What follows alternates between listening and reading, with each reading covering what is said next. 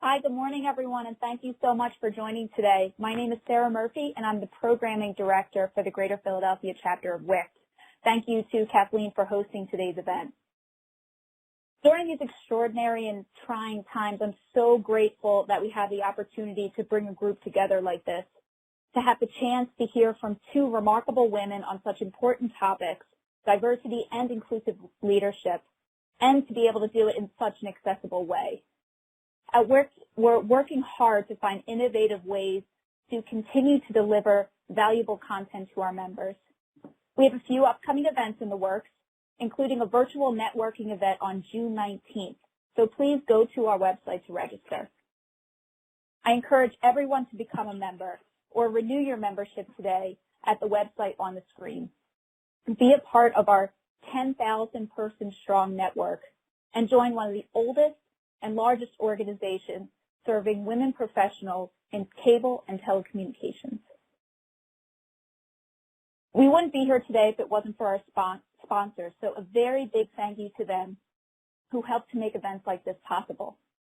Finally, one housekeeping item that Kathleen mentioned, please use the chat window on your screen to note your questions throughout the event, and we'll save that for a Q&A session at the end. Now, I have the privilege of introducing our guests today, Mini Timmaraju and Dr. Dnika Travis. Mini has over 20 years of professional experience leading federal, state, and local campaigns, as well as advocacy efforts for nonprofit organizations. She has an extensive background on gender issues and community outreach strategies.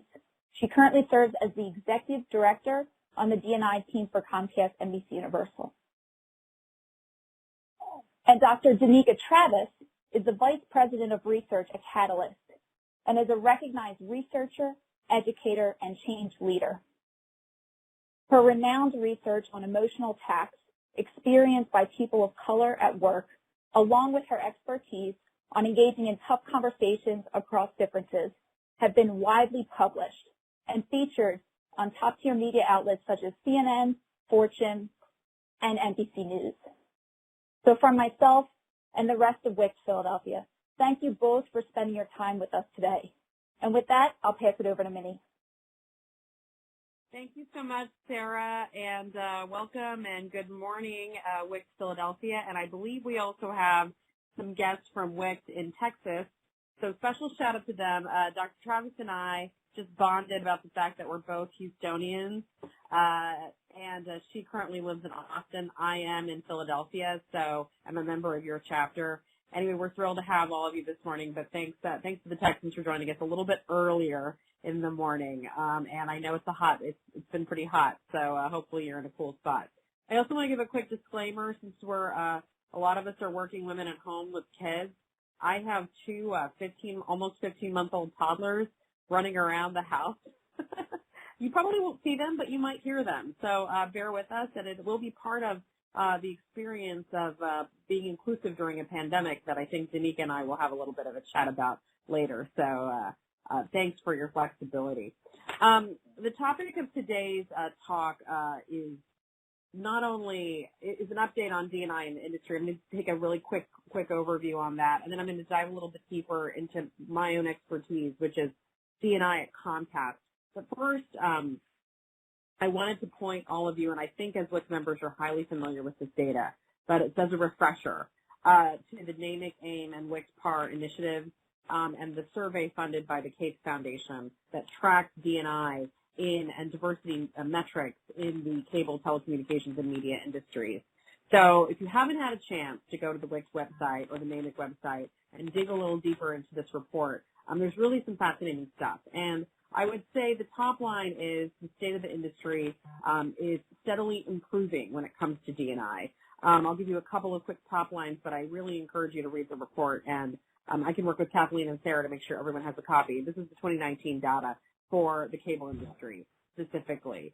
So among people of color, the percentage of executives and senior level managers has increased, and this was in 2017 and 2019. Representation of people of color in the industry has increased over the past 2 years. Hiring rates are higher for people of color, retention, and promotion remain the key factors to improve representation of people of color. Pretty standard stuff. Among women, the percentage of executives and senior level women have increased. And for our friends who are helping me with the PowerPoint, I haven't gotten into the Comcast one. I'm just doing a quick overview of some WICT PAR data.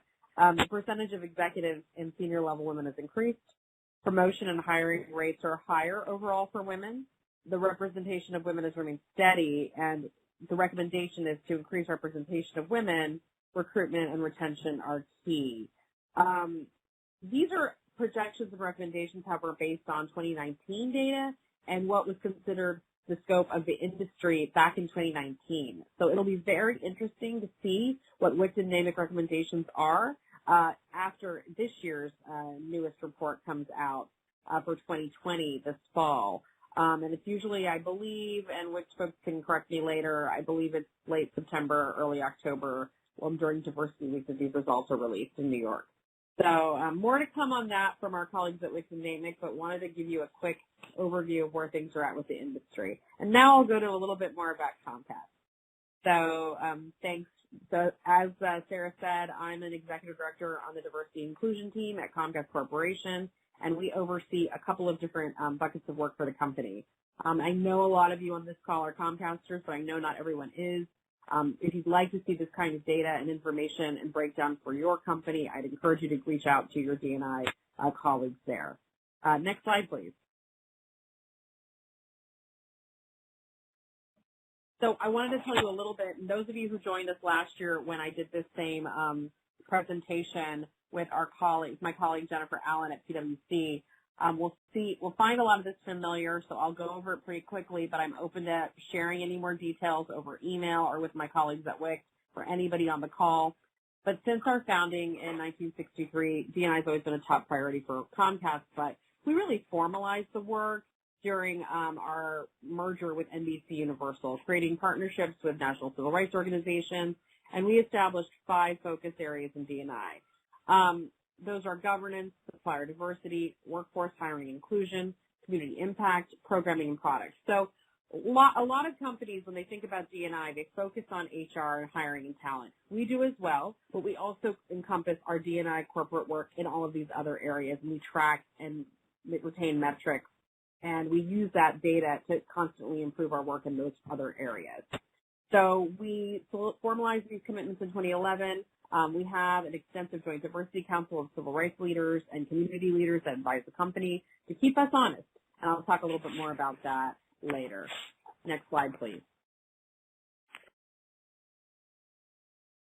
So board diversity, you'll see from the year we started the program, before we started 2010 to now, we've gone from 15% to 40%, 160% increase. We're proud of that. Most relevant to this group, out of our 10-member board of directors, it's 40% diverse. 2 women serve on the board, Madeline Bell, CEO of the Children's Hospital of Philadelphia, and Maritza Montiel, former Deputy Chief Executive Officer and Vice Chairman of Deloitte, are our women board members. We have a master strategic plan. It was created to guide our strategy across the 5 focus areas I mentioned. We work really closely with our Joint Diversity Council and our Internal Diversity Council to move that strategic plan forward. The IDC, I talked about the JDC. It's the External Diversity Council that includes civil rights leaders and community leaders.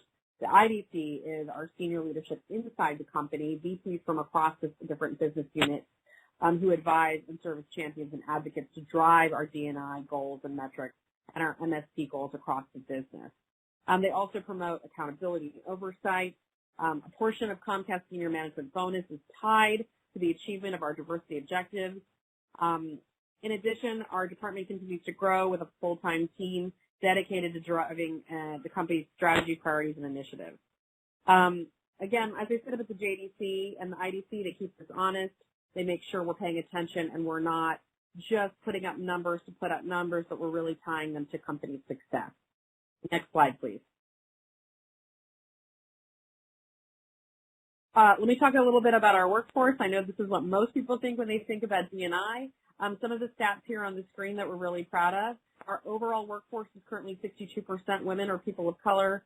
Our new hires, and you'll see the breakdown below of women versus people of color. New hires, 71% were women. New hire VP and up, 71% women or people of color. That's really important. This is a stat I know some of you have heard our former Chief Diversity Officer, David Cohen, talk about. I'm really proud of this stat because this really helps us drive inclusion. And I think Danika's going to talk mostly about this in her talk. 54% of our employees currently report directly to a woman or person of color. That is really how we hope to make change. We're changing the leadership of the company. Next, let me see what else I can share with you about that. We're on slide. So, diverse slates. In 2011, we implemented an HR policy that for every hire in the company at the VP level and above, we must have a diverse candidate, at least one person of color. And now that policy has expanded to include at least one person of color and one woman. We have learning and development focus in D&I. We're partnering really closely with our friends at Comcast University. That's our L&D division on a suite of updated D&I trainings and development programs. You'll see those soon. We've scaled through the great work of my colleague Kendra Lee in-person unconscious bias trainings facilitated by Kendra and other subject matter experts, and we fully integrated D&I concepts and knowledge building across all of our leadership development programs. We're really proud of that L&D work. And then let me talk about ERGs, and I think some of this is on the next slide. So Sarah or Kathleen, if you could shift to the next slide. There we go. And our ERGs. Our ERGs have become an important business partner to the company. I know many of you are members of the Women's Network at Comcast NBC Universal, more than 19,000 members across Comcast and NBCU, one of the most significant and impactful ERGs at the company. You'll see that the company now has 40% or more women at ELT, VP, and directors. We're really, really proud of that fact. Next slide, please. And I see some questions coming up in the chat about definition of person of color. It says, do we include only underrepresented people of color, e.g. African Americans or South Asians as well? So I will address that really quickly, and then we'll go back to other questions in the chat later in the discussion. When we say people of color, we do include African Americans, Asian Americans, which include South Asian Americans.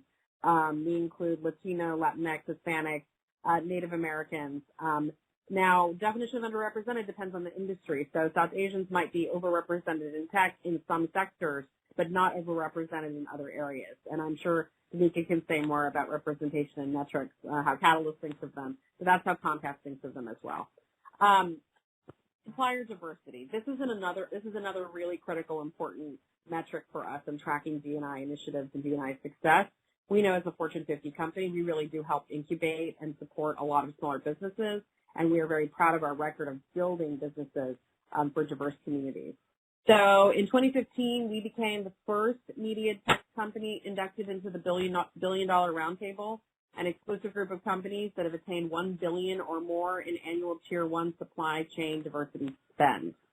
So our program is designed to promote, increase, and improve the participation of diverse businesses within our corporate supply chain. We have more than 3,400 minority-owned businesses in our network, including businesses owned by women, people of color, veterans, individuals with disabilities, and LGBTQ individuals. We track our spending both with Tier 1 vendors, that means direct purchase vendors, and Tier 2 subcontractors. And since 2011, we've spent nearly $23 billion directly with diverse suppliers, including almost $4 billion in 2019 alone. So I will ask you to move to the next slide. Programming. So this is also really important as a media company. What are we airing? What's the content look like? So a couple of quick notes. This data is for our Xfinity brand and NBC Universal. On the Comcast side, this focuses mainly on our unprecedented ecosystem of diverse content, including our X1 features, special on-demand folders, online microsites geared toward African American, Asian American, Hispanic, and LGBTQ audiences. You're going to see some really cool, innovative content for Pride in June. These platforms bring together a wealth of culturally relevant entertainment choices into easy-to-navigate locations. And really, it helps drive our business and our subscribers. It's all about reaching our diverse customer base. We've opened a Spanish language center of excellence, accessibility support centers for customers with disabilities, and an international center of excellence that supports Mandarin, Cantonese, Vietnamese, Korean, and Tagalog-speaking clients. and partners. This is in addition to the well-known accessibility features that X1 has provided through its multilingual voice remote feature. And for NBCU, D&I programming means a commitment to elevating diverse voices and viewpoints in front of and behind the camera. You can see here how impactful it is in terms of NBCU's news properties, with more than one-half of on-air talent being women, including the groundbreaking Today Show, which has 2 female co-anchors, and we're super proud of that. Lastly, let me talk really quickly about community impact, another way that we track our D&I commitment to the community, and that's the next slide. Community impact is what we call our corporate social responsibility work and our giving in the community. We are really proud of our giving to women-led, women-served communities. Women Cash in Kind last year was $23.8 million, up from $15.3 million in 2010. For 55.7 growth over the last 9 years. So I know I'm citing a lot of stats, but why I'm doing that is we set these goals in our Master Strategic Plan in 2010, 2011, and we keep tracking. Have we met them? Have we exceeded them? Where have we grown? And when we talk about investing in women, it's not just women in leadership. It's are we building an ecosystem of women in business, women nonprofit leaders, women community leaders? That includes investing in diverse startups led by gender diverse organizations. So our Comcast Ventures Catalyst Fund focuses on early stage tech startups led by African American, Latinx, and female entrepreneurs. So 59% of the active portfolio has at least one female founder. That's really important to us. And then something that I think most of you are familiar with in Philadelphia is the Internet Essentials Program. In this time of coronavirus, it's become more important than ever to be focused on serving the most underserved communities with access to the Internet. It's really, in my mind, a gender equity program because women constitute 75% of the customer base for Internet Essentials. So it is our largest and most comprehensive broadband adoption program, and we're really, really aware of the fact that when we get women, heads of households, online for the first time, we are empowering their kids to get online, and in this vital moment in American history, can't think of anything more important than letting kids have access to the Internet. So with that, I want to go to the last slide. This is our humble brag slide of all of our awards. I'll point out that we were number 1 among the WICT top companies for women to work as an operator, and NBCU ranked number 1 as the programmer. But we also got some awards from some other places that I want to shout out. Number 4 for best workplaces for parents. Number 15 among LinkedIn's top companies. Number 7 in the most recent Diversity Inc. survey. Best places to work for LGBT equality. We've got a score of 100 from Human Rights Campaign, and a score of 100 on the Disability Equality Index. So we're when we talk about diversity and we talk about measuring our success, we're looking at a lot of different areas. I hope this gave you a quick, high-level understanding of corporate D&I at Comcast, NBC Universal. I'd encourage you to check out the values report that we publish every year. It's online under diversity.comcast.com, and we're about to release a new report in June, so I'll make sure everyone here has a copy of that as well. With that, I want to talk a little bit about our partnership with Catalyst and Dnika. So Catalyst has been a valued partner of our D&I team and our company for several years. We've received an incredible amount of value from the amazing services, workshops, online courses, or consulting. Their services are honestly too extensive to name here, but a perfect example of the work that we're excited to share is the study that Dr. Dnika Travis is about to discuss on core issues around inclusive leadership.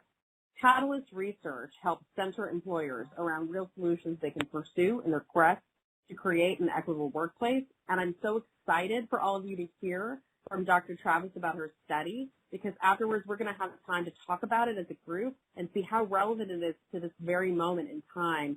The report was written a while ago, but I think it's incredibly relevant to what we're going through right now in a work-from-home culture. So, Dnika, thank you for being available, and we can't wait to hear more about your report. Yes. Thank you, Minnie, and thank you all for the opportunity to be able to talk. Minnie, as you were talking, I'm listening to the stats and the progress you've made and feeling, and y'all have made in the investment into inclusion and equity, and feeling incredibly inspired. I hadn't heard the metric around women of color, the percent of frontline workers that report to women of color, and so that I was furiously taking notes in terms of the potential of impact that comes from tracking and metrics, which I'm a researcher and I love, and I think that that is an incredible stat to have along with all of the other stats and investments into to really advancing gender equity at Comcast. And so thank you for that introduction. I learned a lot. But in terms of the report and getting real about inclusive leadership, we at Catalyst, as you said, are really focused on partnering with organizations to transform how inclusion and equity and fairness are realized within companies across all threads of an organization. Our goal is really to, our mission is around creating workplaces that work for women, and we know that we have to have strategies that are employed for all. So this report, as mentioned, we did this in the fall of 2019. Our goal here was being able to think about, just the idea of getting real. What are some of the real dilemmas that leaders face in trying to enact and create more of an inclusive workplace where people can feel heard, trusted, valued, be authentic, and psychologically safe at work. And so some of those dilemmas are thinking about feeling stuck, right? What does that mean to feel stuck in your work, and try to help people have ownership of their work? What does it mean? And this, we thought about this at that time and didn't realize, obviously with everything going on, how do you manage geographically dispersed teams when you want to make sure that people are getting feedback they need, even though they might not be feeling trusted? And we know there's a great deal of uncertainty right now, and trust and feedback are really critical as people are moving to more remote work opportunities. So these types of real life dilemmas, admitting mistakes and owning those mistakes and trying to figure out how to do that, yet still showing and demonstrating a command of the team, and all of those are like real life dilemmas are really critical. So that's what the focus of this work was, and our goal was to develop a model and test that of inclusive leadership. So the next slide, please.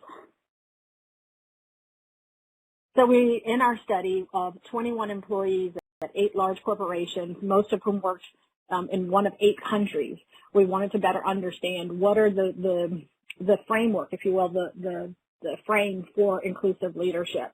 And through our data and analysis, we learned that there's really 2 facets to inclusive leadership. This idea of leading outward, which is focused on what you do, the behaviors you enact to ensure that people are treated fairly, have a sense of empowerment, their job, and are able to flourish.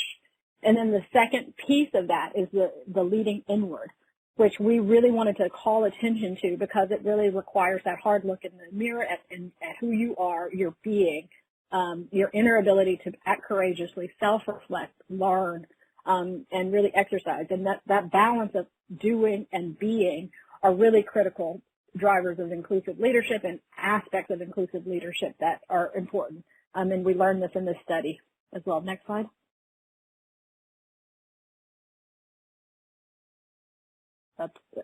Thank you. So, our study of all these employees found really 6 behaviors. We know that companies and organizations and individuals, we all have different values in terms of outward and inward behaviors, but we looked at, in terms of outward behaviors, accountability, which is, very familiar to managers and teams, but making the connection from accountability to inclusion, I think is a really key part of this work. But how are you holding team members responsible for their development and their growth? Ensuring that people have a sense of ownership. So this is not my sense of ownership of my team as a leader, but this is, am I ensuring and helping people take ownership of their roles, have influence within their business unit, can make decisions, all of those things. What am I doing to kind of create that space for people to contribute and have ownership of their roles? And of course, allyship, which is a really important behavior in terms of actively supporting people. We say here from underrepresented groups, we can expand that to think about marginalized groups. And I know that question came up and many talked about the definition for people of color. And given that this is over 8 countries and we know that the world is utterly complex, the way that we think about, groups or what's underrepresented in that particular context of country or industry, and where are those points of marginalization for people to make those decisions about how you actively champion for people who are underrepresented or marginalized within that context. Inward behaviors are focused on curiosity, humility, and courage. And I'll say this, curiosity is, and everyone is one of my favorite, because it's more than just asking about how's your family, or any aspect that may end with a question mark. Curiosity is really that deep level of inquiry to understanding, hey, I noticed that you seemed a little more reserved today in the meeting, or perhaps you didn't speak up as you normally do, so help me understand what's going on for you. Or a question, I just have a new team member this week and had a question with her in conversation about, what do you need from me to succeed?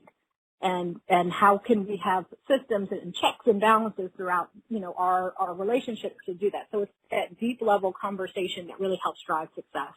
Of course, humility and taking ownership for your mistakes, and courage to step out and take risk are important. Next slide, please. So what we learned with our study is that overall, as a whole, these outward and inward behaviors explain 45% of employees' experience of inclusion. And what that means is, of all the factors that go into creating an inclusive environment for somebody, that 45% of that can be explained by their experience with an inclusive leader. That's huge.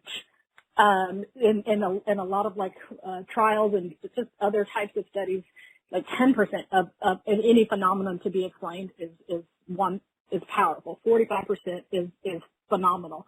Another way that I like to describe it is, if you think about a tree and the root system, and that all of the things that go into developing and for a tree to grow, from the soil, the minerals in the soil, the sunlight, all of those things that could happen in the environment. But if we knew 45% of that tree growth was responsible for watering, that we would know we'd better water.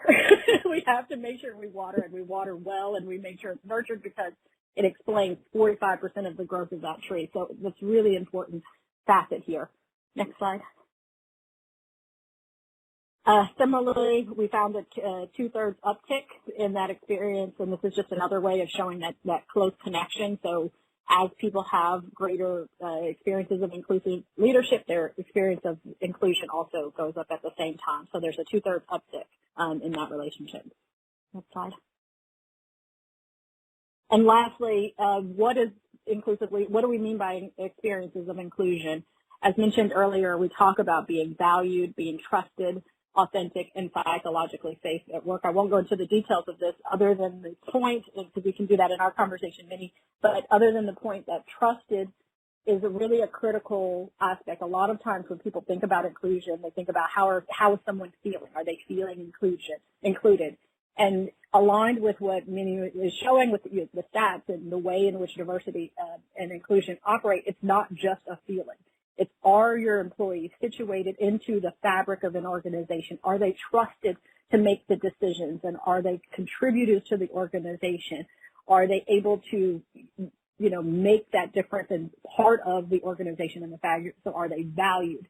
Are they safe to deliver? And I think that in our work shows that it's more than a feeling. It's an experience of inclusion that's really critical for us to think about in terms of driving it.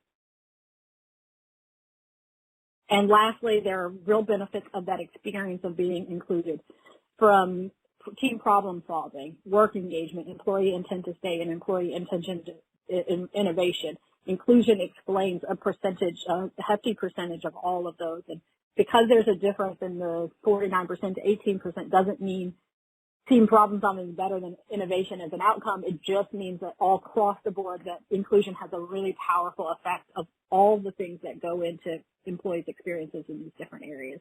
So really, really powerful, point and importance of this work in thinking about inclusive leadership, particularly in the state that we're in now, and how we can all work, together collaboratively to drive change in our work.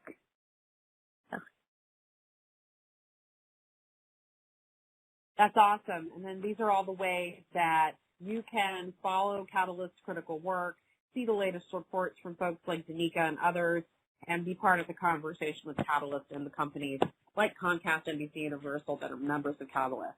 So I think, Sarah, Kathleen, keep us honest. Now is the time where Dnika and I get to have a little bit of a chat, fireside, but it's virtual. We should have had like a little flame happening here. So I just want to dig in. I know we got a lot of questions coming, and I promise we're going to get a chance to dig in a little bit deeper. But I will also say I'm seeing a lot of very specific Comcast data and HR questions. I will not be able to address all of those directly on this call, but I'm happy to take questions offline for anyone who's a Comcaster and asking some of these questions. Some of these may need to be directed to your own team and your own HR lead. But I can share my email in the chat, and I can help route you to the right folks and get you some of the feedback that you're looking for, because I really appreciate the tough questions you're asking, and I think they're worth discussion. So going back to Dnika, and I think you might be able to hear my kids screeching right now. Maybe. Oh, well. Dnika, talk to me about what prompted Catalyst to issue this report. What factors were you observing in the marketplace and with your member companies? And then if you could, I feel like we talked about this a little bit offline. Since coronavirus and the work from home, so it's a two-part question, the work from home scenario, what new resources and findings and conclusions can you draw from this same work?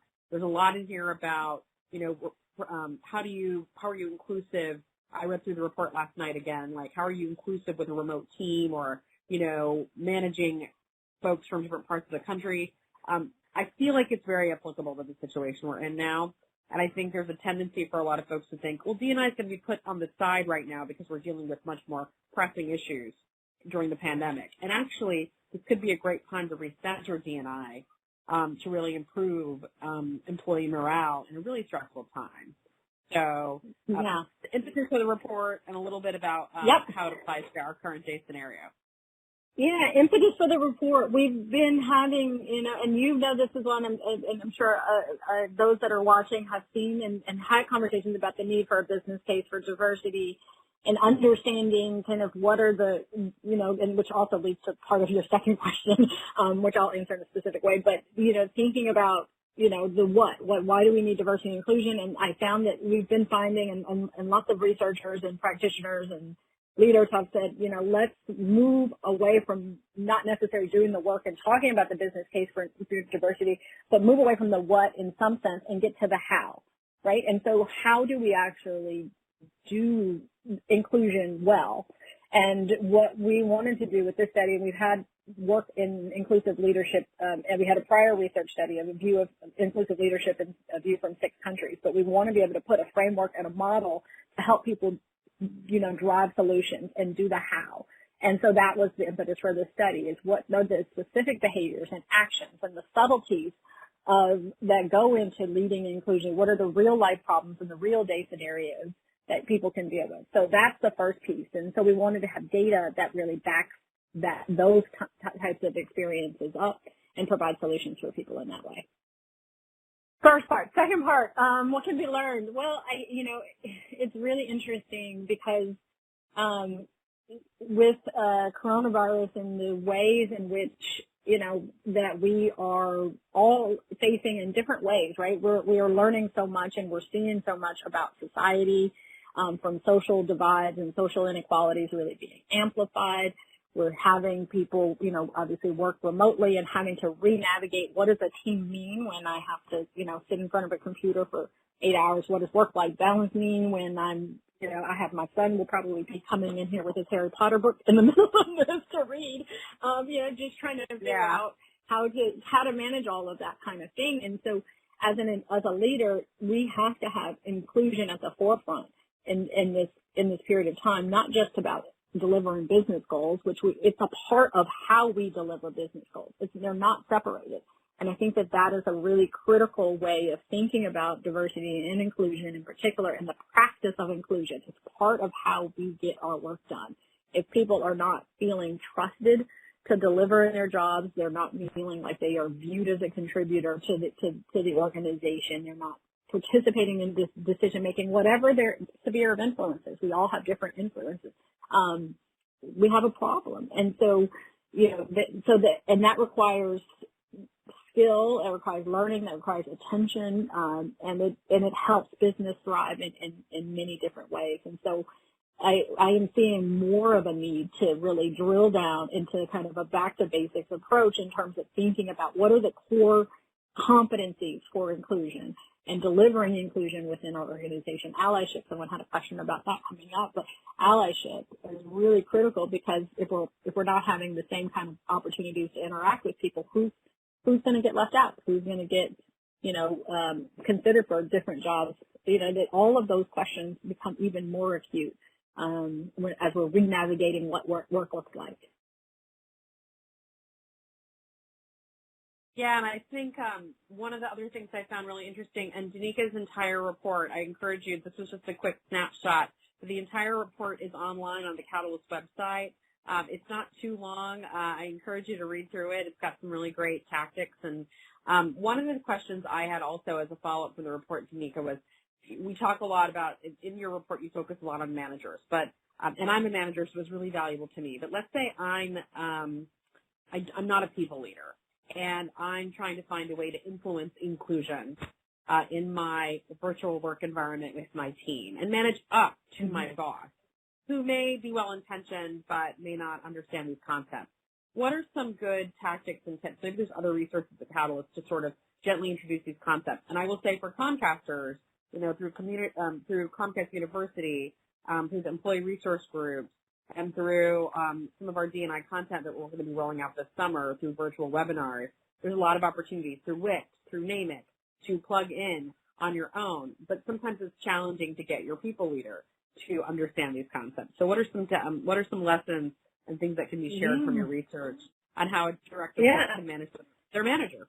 Yeah, absolutely. Well, and I'll say this, we studied people's perceptions of their managers, right? Like that's the fact, that's where the data are drawn, but the insights in the literature and the academic and the rigor that went into developing our concept of leading outward inward came from the idea, I have kids, so I'm going to say Ratatouille, the movie, like anyone can cook, right? Like anyone can lead. It's about the training and the skills and the ability. So then working with a team, if you're a part of a team and you want people and you want your team members to feel a sense of ownership of their roles and their jobs, because teams battle, can have challenges in trying to implement, processes and role clarity, and you can be part of that, right? So thinking about how do we all have ownership and feel trusted in that. We're having candid conversations about the non-negotiables. So we're a team, and we have an assignment before that project may launch, or as you're planning that project, that one question of, okay, what are the non-negotiables? What are the things that we as a team agree that we must deliver, and who's going to be responsible for that? Is one question that can change the game, because it helps set those expectations and creates that sense for people to feel empowered to share that I'll raise my hand and I'll take care of that, and I'll raise my hand and I'll take care of this other component. And then where's their flexibility, right? Where's there space for people to be a little bit more creative? And then how do we hold each other accountable for delivering? That is inclusive leadership, and we can certainly all do that in any type of setting, sometimes it only takes a 10-minute conversation, right? It doesn't have to be extraordinary, but it's game-changing in so many ways. I really love that, and that's a good takeaway for me and my team to make sure we're circulating this latest report, and it's good techniques, and I'd love to see some of my directs also implement some of these strategies. So thank you for that. I think we have about 15 minutes left, and our WICT moderators remind me we are opening up to Q&A. I will give a quick housekeeping note. I see a lot of Comcast-specific HR questions and data questions. I am happy to field those offline with the right folks. Some of the questions are very specific to teams and business units, so I don't have all the data in front of me, but we can get you some answers. I'm going to put my email address in the chat. Feel free to email me if you have a Comcast-specific HR-related question or a D&I data question, and we can work on getting you an answer. So, Sarah, do you want to read some other questions for us that have come through? Sure. One of the first questions, Minnie, came through during your presentation, particularly during the diverse workforce portion. And this is, what happens when there isn't a candidate that's qualified for a position, or what about other candidates are more qualified? I'm going to tell you our answer, but I want Dnika. No, Dnika, you start, and then I think you're going to say what I might say, so go for it. Yeah, so at Catalyst researched, particularly on diverse slates and hiring and recruitment. We have a phrase, look broad, look deeply. I think that there is room to think about how are we setting up from the success of a job and eliminating bias in job applications so we get more of a diverse slate, for example. So some of it is the answer is not necessarily an individual problem. Is this the right individual candidate for this job, and how do they compare to the others? The question is, have we put processes in place in our particular recruitment and hiring and to deal with bias and to deal with that, because the pool is out there. It's just we have to have the mechanisms in place to be able to find folks. And I think one of the important things that we say, and we've seen this example with corporations quite a bit when we don't see the pool of candidates, regardless that the question of qualified or not doesn't, we have to make sure the slate is diverse enough that we don't have to ask those questions per se and be able to compare people in that way. And I've seen examples where managers and leaders are saying, this is not necessarily the right pool of applicants. Let's rethink how we want to do our recruitment strategy, how we want to go about it, so that we can get, really appeal to that group. But Minnie, I'll let you kind of go to that as well. You yeah. Can so answer. I'll just add.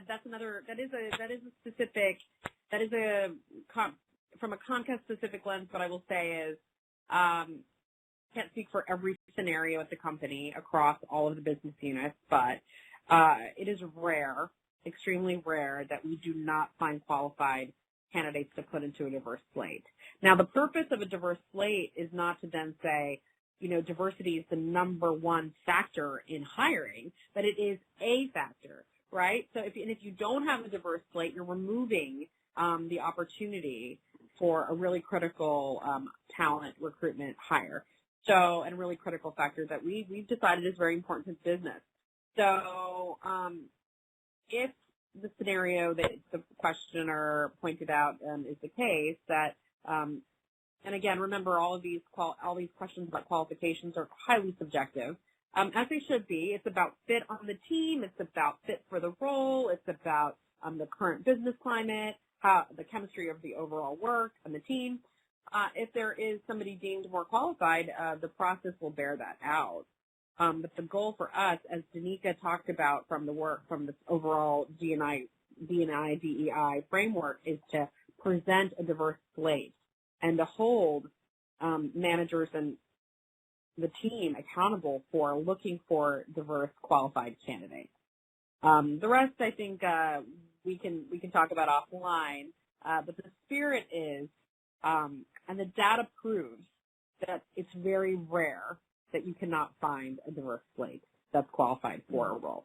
I hope that helps. Yeah, and there are so many inspiring stories of executives who say, who challenge the status quo and ask the hard questions about criteria for qualification or did we look in unusual spaces? Are we considering unusual suspects? Like how do we find people to ensure that we are doing everything we can to ensure that we are creating a diverse and inclusive work environment? And that is allyship.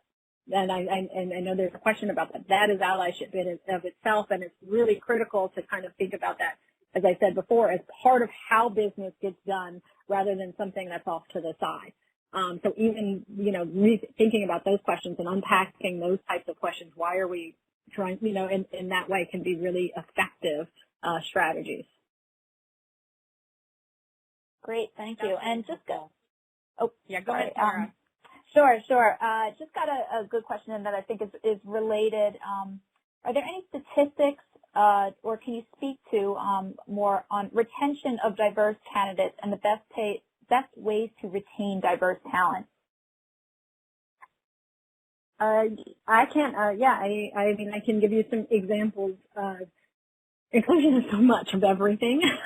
So I can just share a little bit about our emotional impact research and then kind of work our way backwards from that. Our emotional impact research, which we did in the U.S. and Canada, looking at experiences of women and men of color.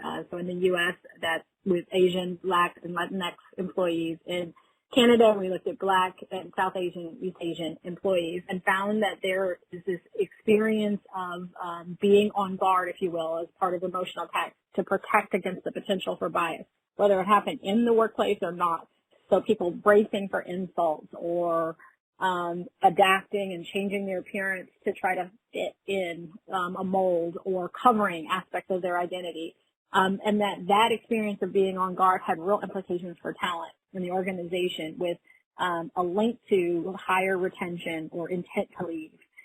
So whether or not they experience of emotional impact in or out of the workplace, there still was implications for the workplace. And there were implications to sleep patterns, less sleep because of that, in relation to that. And that has implications for productivity at work. And so to the retention piece, what we found in terms of specific strategies and work there is that if employees are not considering the whole experience of employees and putting inclusive practices that affirm people's life experiences and provide opportunities for critical dialogue and conversation around everyone's day-to-day experiences of inclusion, there can be implications for retention in the organization. So there's the HR strategies that get people,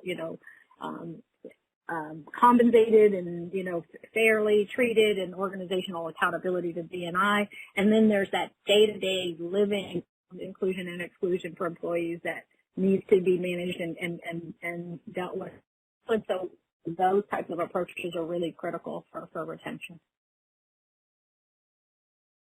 Great, thank you. And then I guess on the other side, do you think we could risk being reverse bias by putting so much emphasis on making sure we are getting diverse candidates?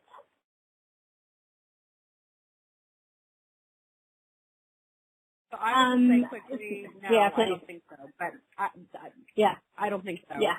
And I think, look, in the vast history of the United States and the vast history of the cable industry and Comcast, NBC, Universal, we've put really specific emphasis on this in the past 11 years. So, no. From a data and timing perspective, just in terms of pure metrics and time, I think we're putting the right amount of emphasis in a very judicious and careful way. However, I think your question does lead to a larger discussion about the merits of DEI efforts in companies like ours, and I would love to have Dr. Travis address it because, frankly, we need to take seriously, I don't want to dismiss this, we need to take seriously these types of critiques to these efforts because they can really undermine the work. Dr. Travis? Yeah, I absolutely. So I paused because I agree with you 100%. But I paused because my curiosity kicked in. So this is where the inclusive leadership behaviors play out. Because to your latter question, I want to understand more about the question, and I wanted to have a follow up and just talk that question through. And the question that I would ask back to that is and encourage people to think about, is what is kind of the next layer of questions that come from a question like, do we think that if we put too much focus on creating an inclusive or diverse, particularly part of a workforce, will other people be disadvantaged? And I think that there's what we talk about in the academic literature is kind of a zero-sum game idea that by creating more diverse inclusion, that means that somebody has to lose. And the data and all of the literature around this is contrary to that. By putting an investment in ensuring that we're treating people fairly, that we're representing the utter fabric of our society in a way that we recognize the history and legacy of hurt and pain and discrimination in the United States, but even globally, and really creating policies and practice that kind of honor our humanity. And kind of work to drive that and reflect that fabric of society in terms of diversity. I think we all win. And we have at Catalyst, we have a whole effort and a programming around men advocating for real change that's focused on working with men in executive roles, white men in particular, to better understand and work through their biases, their own perceptions, owning your power and privilege. We talk about using your power and influence, using your privilege wisely. And I think through those kinds of exercises and these kinds of discussions, people realize it's not a zero-sum game. We all stand to win. And, you know, we all stand to win from more of these efforts as well. So I think there's a really important, deeper conversation that comes from that question that you asked. And I'm really glad you asked it, because I think it's one of those questions that, you know, people assume or make assumptions about and then don't unpack to really help really, you know, model and create more of an inclusive experience for all, you know. And that's a much better answer than the one I gave, because even if we were doing this, Danica, for 25 years, 100 years, you know, diversity always improves the outcome of your business, of your school, of your community. I mean, I fundamentally believe that. I think we've seen it bear out in the data. We're very data-driven at our company, but I also think it's important to, I've seen this image on social media a lot. You know, it's not pie. Like, we don't have to, equal rights and civil rights are not like pie. If one group gets a piece, that means everyone else gets less. It's the wrong analogy. So I really like your point about zero-sum and not being a zero-sum game. And I think it's really resonating in the comments. So thank you for that. Yeah. Yeah, and this is great. And I just want to say the conversation in the chat right now is very cool, and you know, this discussion's been really great. So I think we have time for one more question. Dr. Travis, this came up when you were speaking to allyship during your part of the presentation, and it's just, is allyship measured as part of an executive's performance? Oh, interesting. I see that there's accountability in executive. I haven't necessarily, and I am not all things, you know, in terms of metrics and those aspects. And so I think, you know, but I've seen case examples where maybe not allyship as in that direct way, but there are accountability metrics for ensuring diversity and inclusion in organizations across all ranks of an organization. And some companies do prioritize starting with the executive team. So ensuring that executive team 100% get unconscious bias training, you know, looking at the metrics in terms of hiring and you know, what the slate look like and what percentage of the slate, you know, so it was diverse or is diverse, and ensuring those and tracking those over time, and then using those metrics to hold executives accountable for their work. I feel a lot of that, and those are different facets of allyship in many different ways. It's the accountability side that we see a lot tied to. Yeah, and in terms of how we measure, it's challenging to measure allyship, but we talk about, and when we talk about how we rate executive performance for D&I objectives, there's definitely a component that encompasses allyship. It's not necessarily defined that way. But when we do the work with our employee resource groups, when we do our unconscious bias trainings, our L&D journey, allyship is key and core to that work. I think, as all of you at Comcast know, our ERG motto is "you don't have to be to belong," and most of our executive champions for our ERGs are perhaps not necessarily identifying with those groups. And I've seen in my short journey at Comcast some of the most effective advocates for our diverse communities be from other communities and be really significant allies. In fact, we're hoping to have an in-depth discussion and training on allyship in the coming months hosted by D&I at Comcast. So look forward to talking to you guys more about that soon.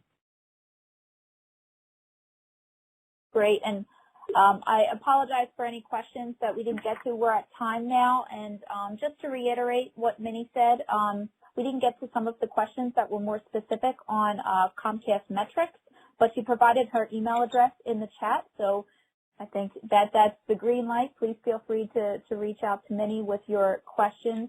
Thank you so much, Mini and Dr. Travis, for your time today. This is such a valuable discussion.